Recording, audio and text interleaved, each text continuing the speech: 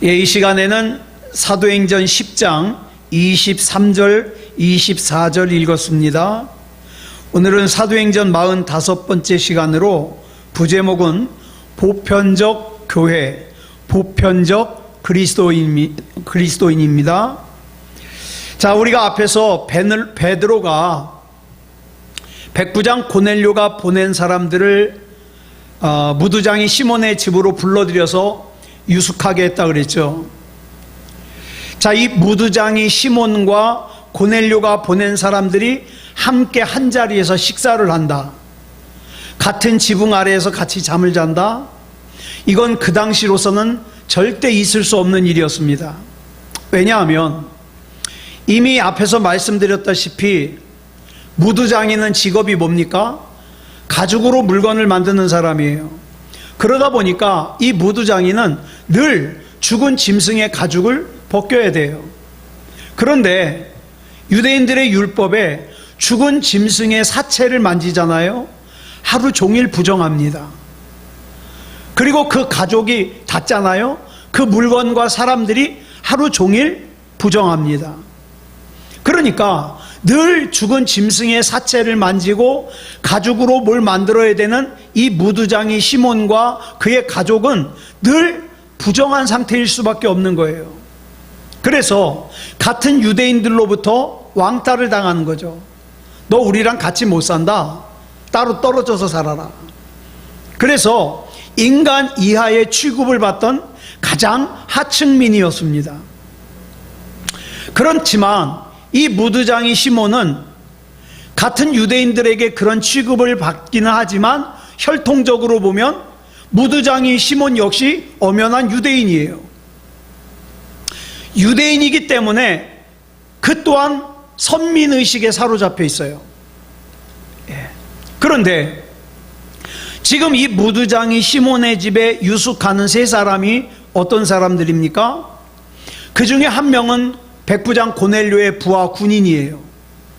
자, 앞에서 말씀드렸어요. 고넬료는 어떤 사람이냐면 로마 시민으로만 구성된 이탈리아 부대의 백부장이에요.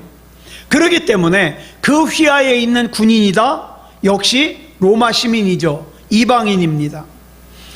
이스라엘을 식민 통치하는 로마 제국의 정예 부대인 이탈리아 부대에 소속된 군인이기 때문에 이 군인 역시 고넬료와 마찬가지로 이방인이에요. 자, 그렇다면 한번 생각해 보세요. 이 군인은 이스라엘을 점령한 점령군이에요. 그러니까 이스라엘을 지배하고 통치하는 점령군의 군인으로서 얼마나 자부심이 있었겠어요. 얼마나 자존심이 셌겠어요. 그런 그가 자기 동족들로부터도 멸시를 받고 왕따를 당하는 그 무두장이 시몬의 집에 들어가서 함께 밥을 먹고 함께 잠을 잔다? 있을 수 없는 일이죠.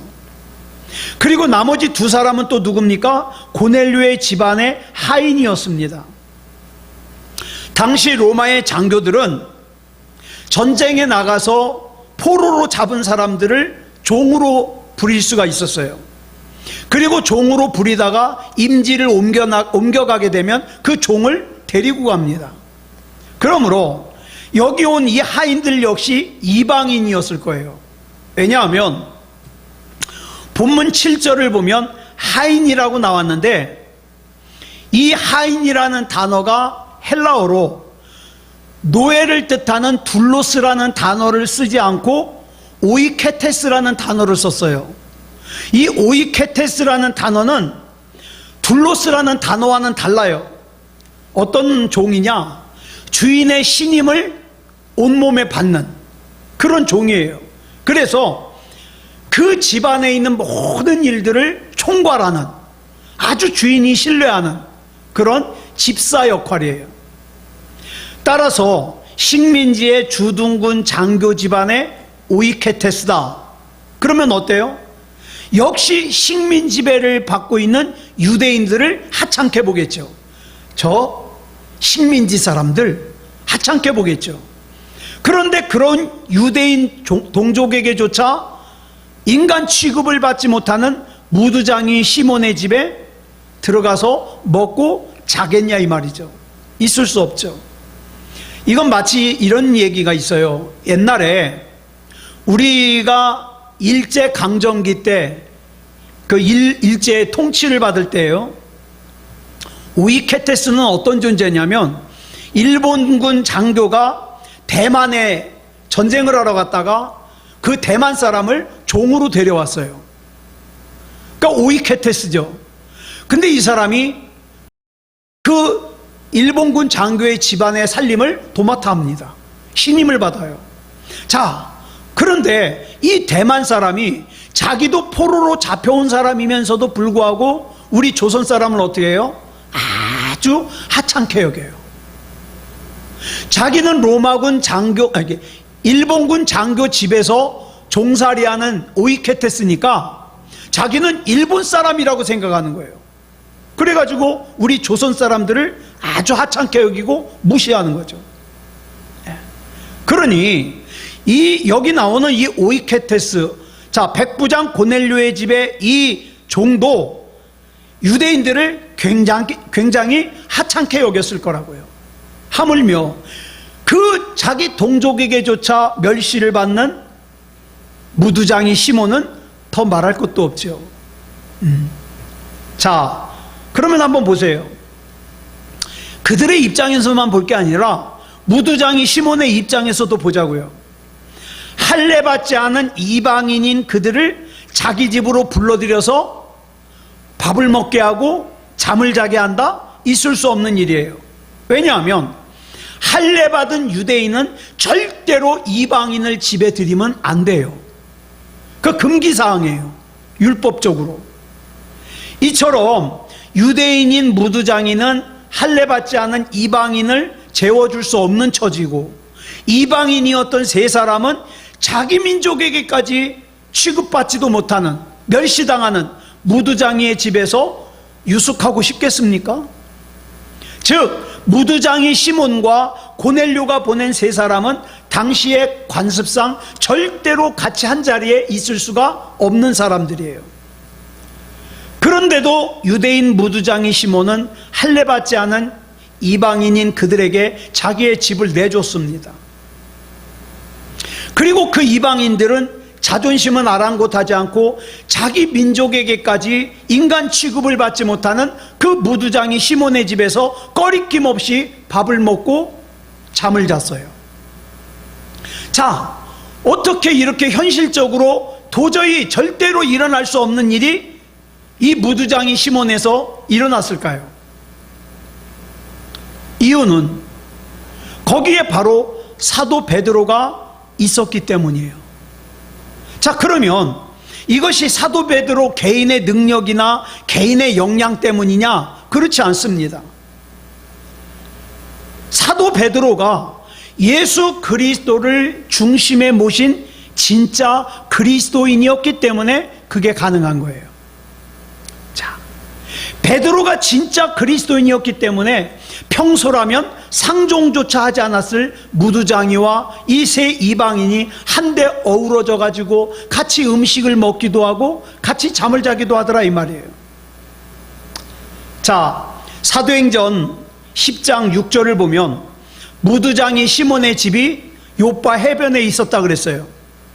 그 이유는 가죽으로 물건을 만들다 보니까 물로 자꾸 그 약품을 씻어야 되잖아요. 그러다 보니까 물을 자꾸 내버려야 되는데 그게 사람들이 마시는 물이 가까이 있으면 안 되거든요. 그래서 뚝 떨어져서 그 폐수를, 가죽을 만들 때 사용하는 그 오염된 물을 마음껏 버려도 되는 바닷가에다가 집을 짓고 살았어요. 물론 이건 직업상의 이유도 있습니다. 또 하나의 이유는 그 부정한 무두장이를 자기들과 함께 살 수 없다고 하는 그 유대인들 때문에 무두장이 시몬은 어쩔 수 없이 사람들과 뚝 떨어져서 바닷가에 살아야 바닷가에서 살아야만 됐습니다. 그렇다면 우리는 그날 밤 이 무두장이 시몬의 집을 한번 생각해 볼 필요가 있어요. 요빠의 바닷가에 조그마한 집 한 채가 외로이 서 있습니다. 이 집은 무두장이 시몬의 작업장인 동시에 거처예요. 그렇기 때문에 깨끗하지도 않아요. 청결하지 않아요.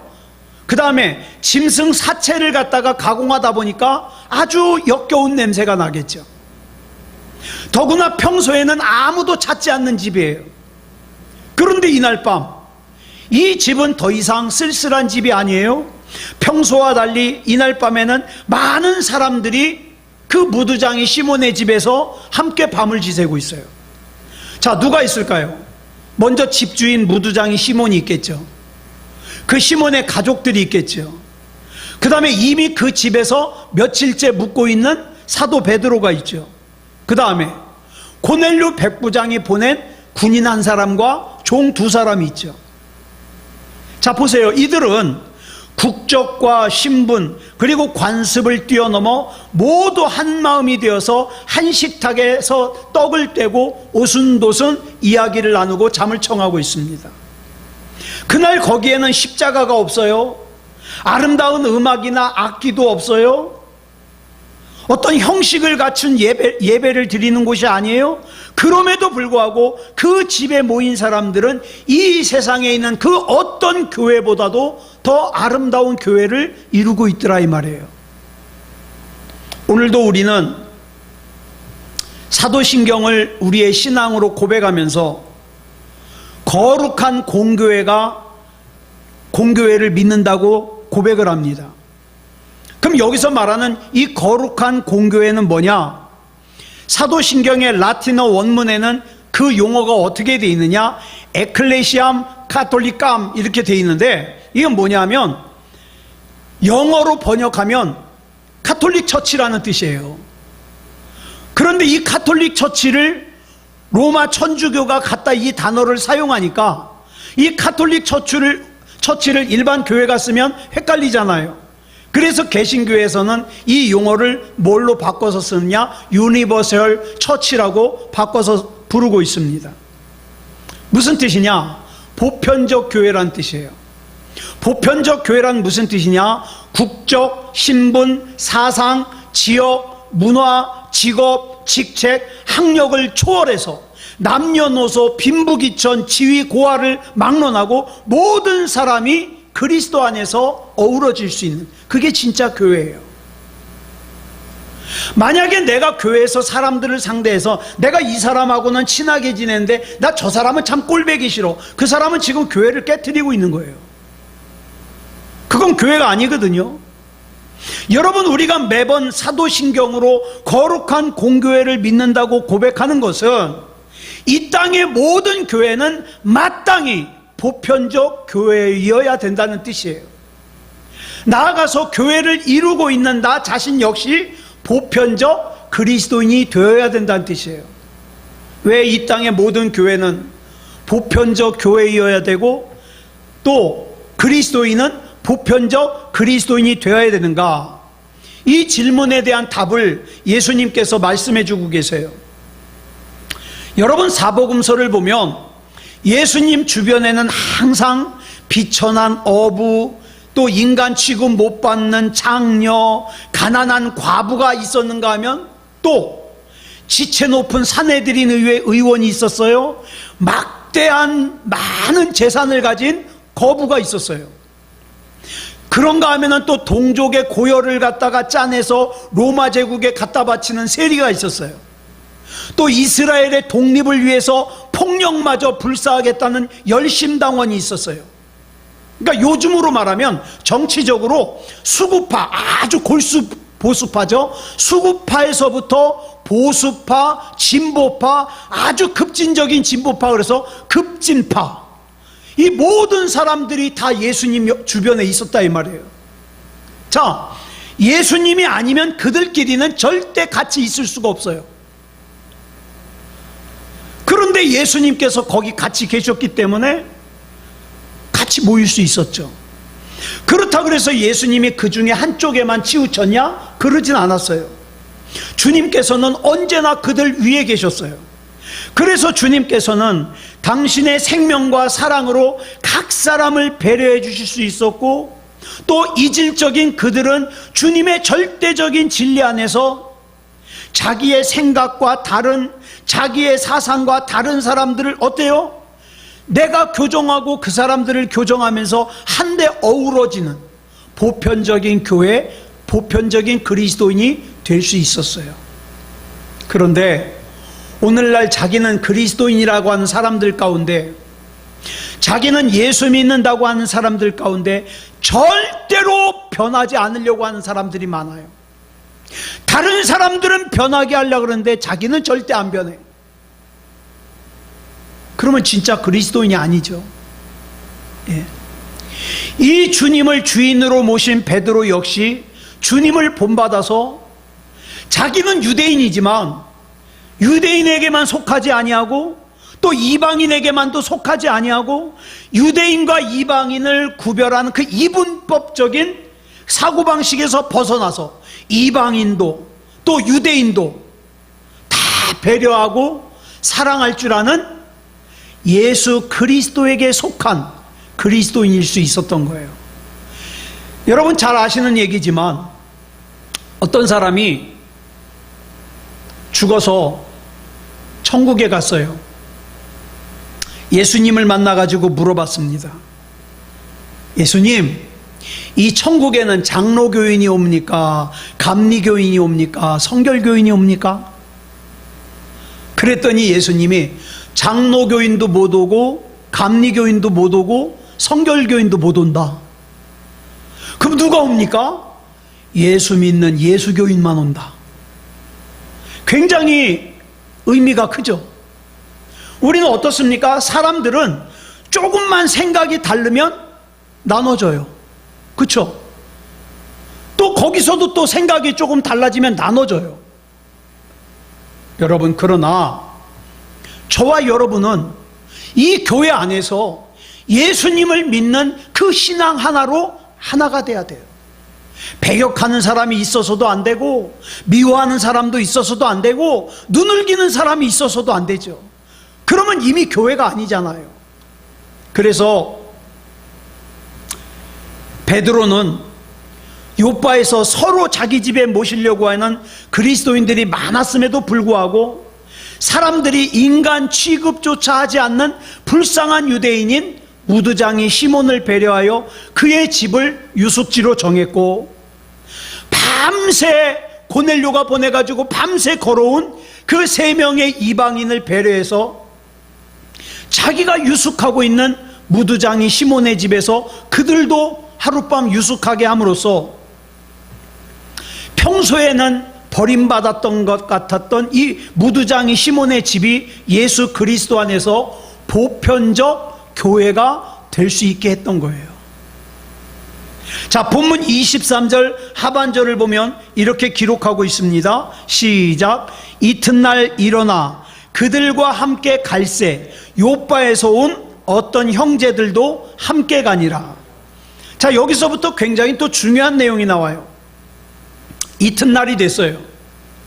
가이사랴의 고넬료가 베드로에게 3사람을 보낸 날로 따지면 이튿날이니까 3일째 되는 날이죠. 하루 동안 푹 쉰 고넬료가 보낸 사람들과 함께 이제 베드로가 드디어 가이사랴를 향해서 길을 떠납니다. 근데 거리가 얼마나 떨어졌다고요? 50km. 하루를 꼬박 가야 되는 그 거리죠. 이제 그 하루길을 갑니다. 그런데 요바에서 온 어떤 형제들이 베드로의 일행에 합류했다는 거예요. 여기서 말하는 형제란 뭐냐? 같은 그리스도인에 대한 호칭이에요.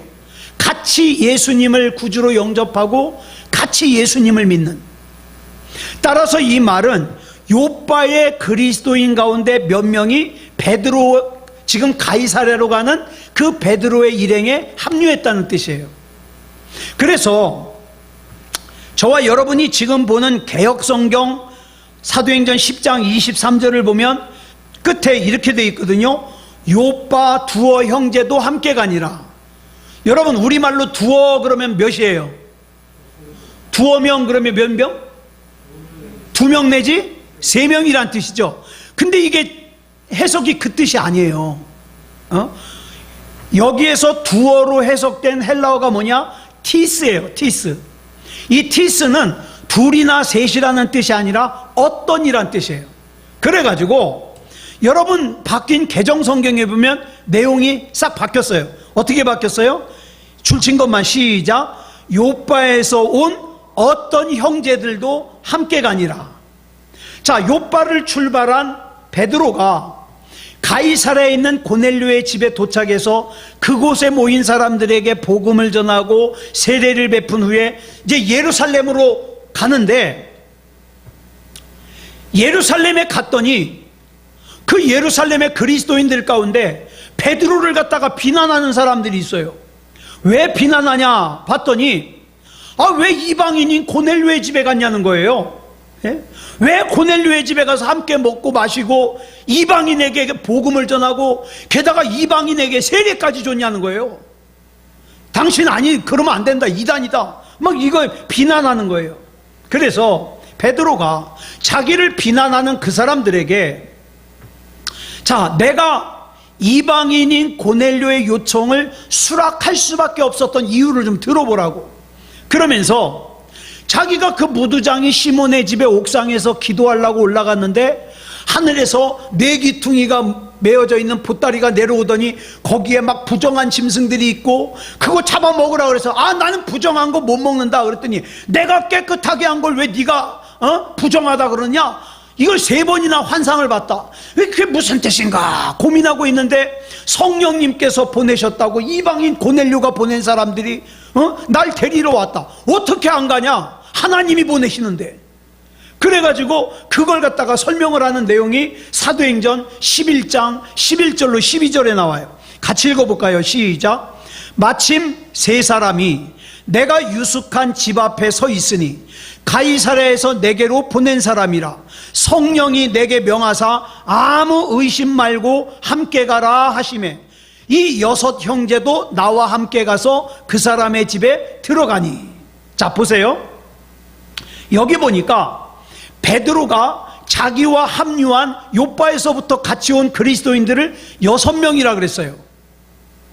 그러니까 오늘 본문에서 요바를 출발해서 가이사랴까지 같이 갔다가 가이사랴에서 예루살렘까지 같이 간 요바의 그리스도인이 6명이라 이 말이에요. 자, 그러면 그 가이사랴까지 간 건 몇 명이에요? 자, 베드로를 청하기 위해서 왔던 3사람 있죠. 베드로가 같이 갑니다. 그리고 요바에서의 그리스도인 6명이 같이 가요. 그러니까 몇 명이에요 전부? 10명이죠 10명이 같이 가는 거예요.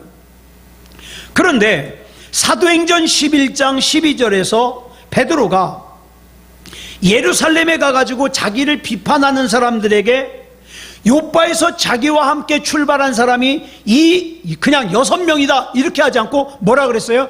이 6 형제라 그랬어요. 이 6 형제. 왜 그랬을까요? 지금 베드로가 말하고 있는 이 6명의 그리스도인들은 예루살렘에서 자기를 변호하고 있는 베드로 곁에 같이 있어요. 지금 같이. 다시 말해서 요바에서 가이사랴까지 베드로와 함께 갔던 이 6명이 가이사랴에서 예루살렘까지도 같이 간 거예요. 자, 그렇다면 우리는 이 6명이 무슨 역할을 하는가 살펴볼 필요가 있어요. 왜 요바에서 베드로를 이 사람들이 따라 나섰을까? 그리고 하필이면 그 사람들의 숫자가 왜 6명일까? 그리고 그들은 왜 가이사랴에서 다시 요바로 돌아가지 않고 예루살렘까지 같이 갔을까? 이와 같은 질문에 답을 얻기 위해서 베드로가 가이사랴의 이방인인 고넬료의 집을 찾아간 것이 기독교 역사상 얼마나 중요한 의미를 가지는가를 먼저 알아야 될 필요가 있어요. 여러분, 기독교 역사상 최초로 이방인에게 복음을 전한 사람은 사도행전 8장에 나오는 빌립 집사님이에요. 이 빌립 집사님이 사마리아에서 복음을 전하고 성령이 보내가지고 광야로 갔다가 광야에서 누굴 만나요? 에티오피아의 내시를 만나가지고 복음을 전하고 세례를 주죠. 그런데 보세요. 이 빌립 집사와 에티오피아 내시는 1대1의 개인적인 만남이에요. 그런데 베드로가 고넬료 백부장의 집에 찾아갔을 때 그 고넬료의 집에는 고넬료 한 사람만 있는 게 아니에요. 누가 있을까요? 고넬료와 고넬료의 식구들과, 그 다음에 성경에 보니까 고넬료가 부른 그의 친척들과, 그 다음에 그의 친구들까지 다 와 있다 그랬어요. 그러니까 그 사람들은 다 두말할 것도 없이 누구예요? 이방인이에요. 그 많은 이방인이 한 날 한 장소에서 베드로를 통해서 복음을 듣고 성령을 받아서 그리스도인이 됐어요. 한 모임이. 자, 에티오피아 내시가 빌립 집사로부터 복음을 받아들인 것은 기독교 역사상 최초로 이방인에게 복음이 전달된 개인적인 역사였다면, 고넬료의 집에서 이방인 무리가 베드로의 설교를 듣고 주님을 영접한 것은 기독교 역사상 최초로 이방인에 대한 복음의 집단적인 역사였어요. 자, 하나님께서 이 역사적인 복음의 현장에 요바에서부터 따라온 그리스도인 6명을 부르신 거예요. 그리고 그들로 하여금 그 이방인 속에서 역사하는 복음의 생명과 능력을 확인케 해서 그 6명을 복음의 증인으로 세워요. 자, 그러면 여기서 다시 왜 그들이 하필이면 6명일까? 여러분, 이 당시에 7이라는 숫자는 굉장히 중요해요. 그 당시 이집트의 법이 세계의 법의 중심이었는데, 이 이집트의 법은 어떤 사실을 증명하기 위해서는 반드시 7명의 증인이 필요했어요. 7명. 또 이스라엘을 식민 통치하고 있던 로마 제국의 법도 이 서류가 진짜라는 걸 갖다가 증명하려면 7개의 봉인, 도장이 필요해요. 그뿐 아니라 유대인에게도 7이라는 숫자는 완전수예요. 무엇이든지 7개가 있으면 그건 완전한 의미로 받아들이는 거예요. 이것이 하나님께서 이방인 무리가 집단적으로 구원받고 성령받고 세례받는 그 역사적인 현장에 요바의 그리스도인 6명을 딸려 보내신 이유예요. 베드로가 이후에 예루살렘에 가가지고 왜 이방인에게 복음을 전하고 왜 이방인에게 세례를 줬냐고 비판을 할 때, 그 요바에서부터 따라온 그리스도인 6명이 같이 증명하잖아요. 이거는 사도 베드로가 가고 싶어서 간 게 아니라 누가 보내셨다? 성령이 보내셨다. 성령이 보내셨다. 그 6명에 베드로 한 사람을 더하니까 몇 명이에요? 7명이에요. 그 7명이 베드로의 증언은, 성령이 보내셔서 갔다는 이 베드로의 증언은 완전한 증언이라는 것을 보장하는 거죠. 자, 본문 24절 보겠습니다. 시작. 이튿날 가이사랴에 들어가니 고넬료가 그의 친척과 가까운 친구들을 모아 기다리더니, 베드로가 요바를 출발한 이튿날 고넬료가 베드로를 청하기 위해서 3사람을 보낸 날로부터 따지자면 나흘째 되는 날, 마침내 베드로가 가이사랴의 이방인인 고넬료의 집에 도착했어요. 그랬더니 고넬료가 베드로를 기다리고 있거든요. 근데 여러분, 여기서 기다리다라고 번역된 헬라어가 프로스도카오예요. 이 프로스도카오라는 이 단어는 단순한 기다림이 아니라 인간이 메시아를 기다리듯이, 우리가 막 기도할 때 성령님의 임재하심을 간절히 기다리듯이, 그럴 때 사용하는 단어가 이 단어예요. 그러니까 베드로를 기다리는 고넬료의 마음이 얼마나 간절했는지를 생생하게 보여주는 단어죠. 그런데 그곳에는 고넬료 한 사람 혹은 고넬료와 그의 식구들만 있는 게 아니라 아까 누구도 있다 그랬어요. 고넬료의 친척들, 고넬료의 친구들까지 와 있다 그랬어요. 자, 그런데 자, 보세요. 여기 문제가 생겼어요. 고넬료는 자기가 사람들을 보내면서, 자, 가는데 하루, 그 다음에 베드로를 데리고 오는데 하루, 그래가지고 넉넉하게 계산을 하고 이때쯤 되면 베드로가 오겠다, 그래서 그 시간을 맞춰가지고 친구들도 친척들도 자기 집으로 불렀어요. 그런데 요바에서 어떻게 했어요? 무두장이 시몬의 집에서 베드로가 그 세 사람을 갖다가 집 안으로 불러들여가지고 하룻밤 재웠잖아요. 그러니까 하루가 더 가는 거예요. 자, 그러니까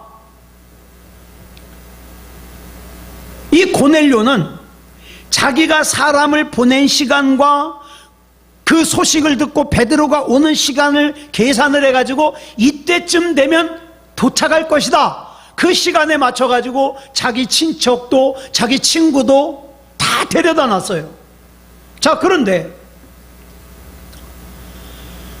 여기 보니까 고넬료가 베드로가 도착한 시간을 갖다가 얘기를 하는데, 고넬료가 기도하다가 환상 속에 요바의 베드로를 청하라는 하나님의 명령을 받은 시간이 제9시라 그랬어요. 우리로 말하면 오후 3시.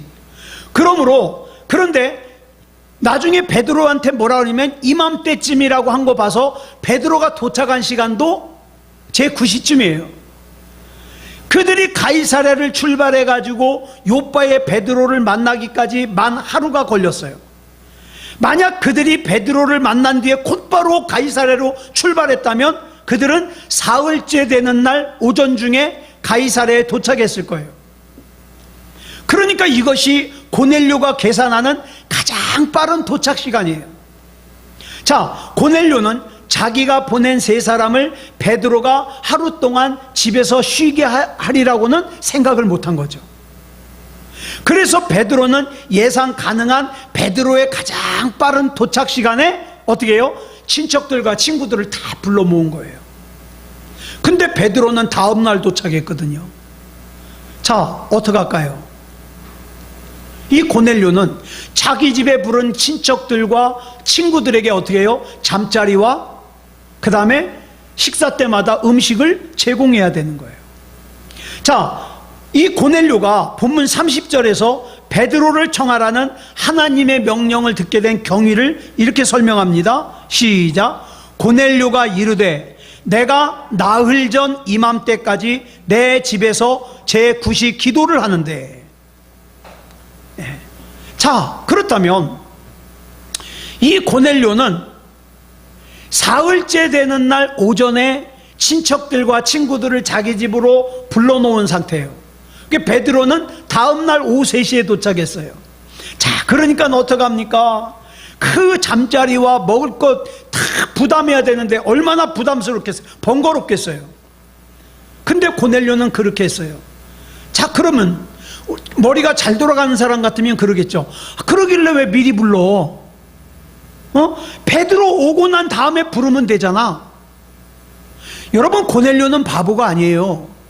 자, 그러면 고넬료가 왜 그랬을까요? 그게 고넬료의 간절한 마음이에요.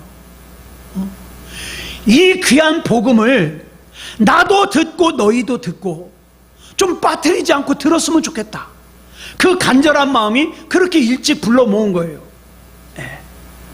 자, 이 고넬료의 심령 속에 살아 역사하는 그 생명의 운동력 때문에, 자, 사도행전 10장 2절을 보면 고넬료가 왜 그랬는지를 알 수 있어요. 줄친 것만 보겠습니다. 시작. 하나님을 경외하며 백성을 많이 구제하고 하나님께 항상 기도하더니. 자, 여기 보면 이 고넬료를 소개하는 이 말의 순서가 중요해요. 고넬료가 본래부터 사람을 구제하는 성품을 지녔기에 저절로 하나님을 경외한 것이 된 게 아니에요. 또 고넬료가 먼저 기도하는 사람이었기 때문에 하나님을 경외하게 된 것도 아니에요. 그는 먼저 하나님을 경외하는 사람이었기 때문에 구제도 하게 되었고 또 기도도 하게 된 거예요. 만약에 하나님을 경외하는 사람이 아닌데 얼떨결에 구제를 하게 됐다, 얼떨결에 기도를 하게 됐다, 이 사람은 10중 8구 어떻게 해요? 그 구제를, 그 기도를 멈추겠죠. 여러분, 우리 신앙생활도 마찬가지예요. 하나님을 경외하지 않는 사람이, 예를 들어서 부모님을 따라서 교회를 다녔어요. 신앙생활 했어요. 그런데 이제 장성해가지고 부모의 손길을 떠나게 되면 어떻게 됩니까? 떠나요. 왜? 하나님을 만나질 못했거든. 하나님을 경외하지 않거든. 그러니까 그의 속에서 살아 역사하는 하나님의 생명의 운동력으로 그는 백성을 구제하되 많이 구제했고 하나님께 기도하되 많이 기도할 수 있었던 거예요. 왜? 만났거든요. 그 결과 사도행전 10장 4절의 증언처럼 그의 기도와 구제는 하나님 앞에 기념비로 세워질 수가 있었죠. 그것은 사람의 능력이나 사람의 노력만으로 이루어지는 게 아니다. 그래서 우리는 반드시 하나님을 만나야 된다. 하나님을 믿어야 된다. 그래야 예배가 억지로 되지 아니하고, 그래야 기도가 억지로 되지 아니하고, 그래야 신앙생활이 억지로 되지 않는 거예요. 예? 고넬료처럼 사모하는 거예요. 일찍부터 기다리는 거예요. 왜? 하나님을 경외하니까. 하나님을. 자, 여러분은 예배가 어떻게 여러분에게 느껴지십니까? 여러분에게는 기도가 여러분에게 어떻게 느껴지십니까? 이게 만약에 불편하고 부담스럽고 억지로 하는 거라면 하나님을 경외하는 사람이 아니죠.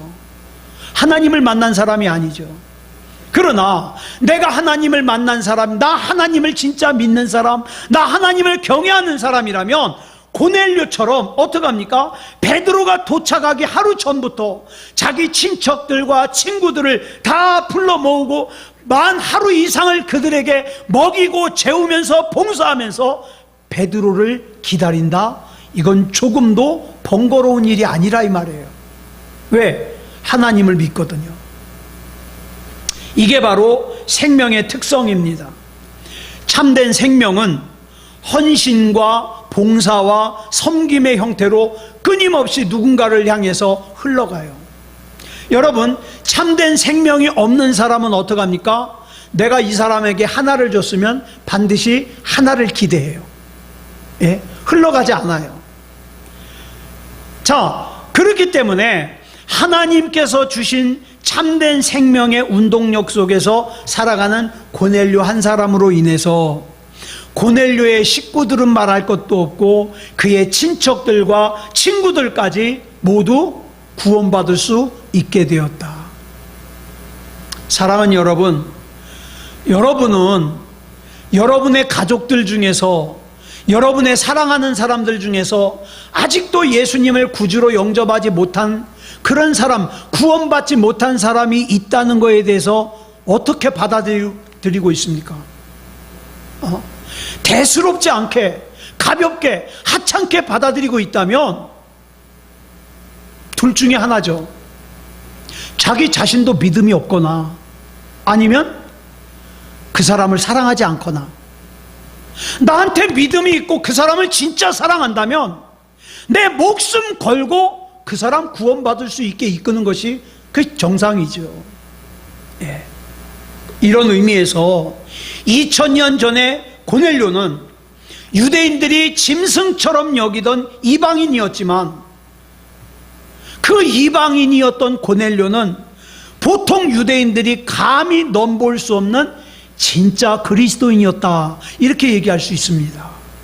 사랑하는 여러분, 오늘 저와 여러분이 기도하기 위해서 모였는데 기도하기 전에 먼저 나한테 점검해야 될 것이 뭐냐? 내가 진짜 그리스도인이 되는 거예요. 내가 진짜 그리스도인이 돼야 내 기도가 진짜 연락되는 기도가 되고 하나님이 움직이시는 기도가 되고 하나님께서 역사하시는 기도가 될 수 있다, 이 말이죠. 아무쪼록 고넬료가 진짜 그리스도인으로 인정받았듯이 저와 여러분도 하나님 앞에 진짜 그리스도인으로 인정받는 그런 저와 여러분이기를 그리스도 예수님의 이름으로 축복합니다. 기도하겠습니다. 사랑의 아버지 하나님, 감사합니다. 오늘 우리가 사도행전 10장의 말씀을 통하여 진짜 교회가 어떤 교회인지, 진짜 그리스도인이 어떤 그리스도인지 살폈습니다. 분명히 이 시간에도 하나님께서 나에게 원하시는 것이 있을 겁니다. 그런데 내 자존심 때문에, 내 이익 계산 때문에 하나님께서 나에게 뭘 원하신다는 걸 알면서도 그대로 살지 못하는 사람들이 많습니다.